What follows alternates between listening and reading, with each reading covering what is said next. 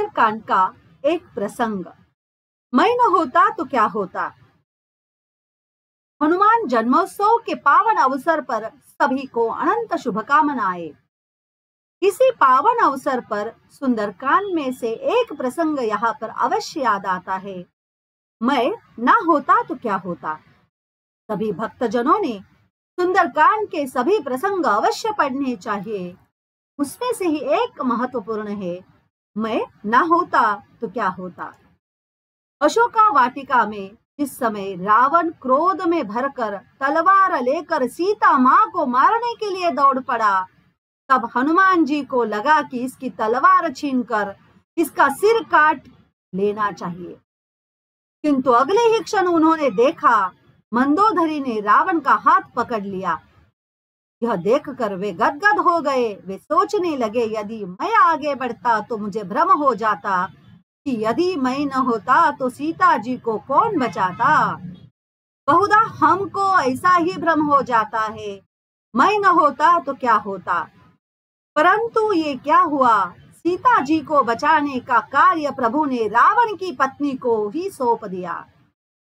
तब हनुमान जी समझ गए कि प्रभु जिससे जो कार्य लेना चाहते हैं वह उसी से लेते हैं।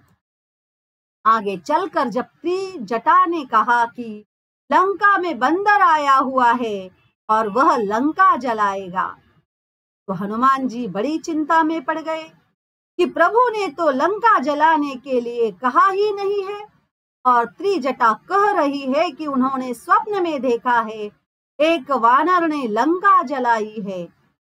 अब उन्हें क्या करना चाहिए, जो प्रभु इच्छा।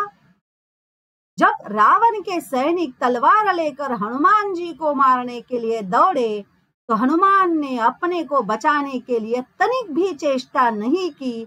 और जब विभीषण ने आकर कहा कि दूत को मारना अनीति है, तो हनुमान जी समझ गए कि मुझे बचाने के लिए प्रभु ने यह उपाय कर दिया है। आश्चर्य की पराकाष्ठा तो तब हुई जब रावण ने कहा कि बंदर को मारा नहीं जाएगा, पर पूंछ में कपड़ा लपेटकर घी डालकर आग लगाई जाए। तो हनुमान जी सोचने लगे कि लंका वाली त्रिजटा की बात सच थी, वरना लंका को जलाने के लिए मैं कहाँ से घी तेल कपड़ा लाता और कहाँ आग ढूंढता। पर वह प्रबंध भी आपने रावण से करा दिया। जब आप रावण से भी अपना काम करा लेते हैं, तो मुझसे करा लेने में आश्चर्य की क्या बात है। इसीलिए सदैव याद रखें कि संसार में जो हो रहा है वह सब ईश्वरीय विधान है। हम और आप तो केवल निमित्त मात्र है। इसीलिए कभी भी ये भ्रम न पाले कि मैं न होता तो क्या होता। ना मैं श्रेष्ठ हूँ, ना ही मैं खास हूँ। मैं तो बस छोटा सा ईश्वर का दास हूँ। जय श्री राम।